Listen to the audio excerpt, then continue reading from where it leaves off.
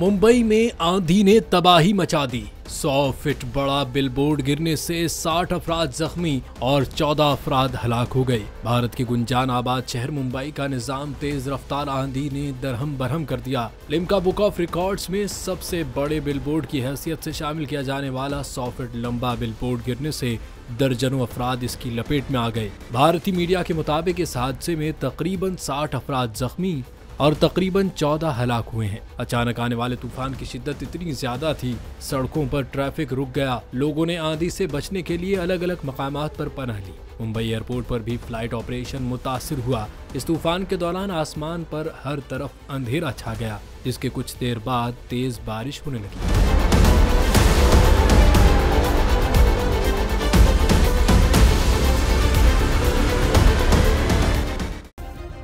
Subscribe करें और bell दबाएं ताकि कोई खबर रह न जाए।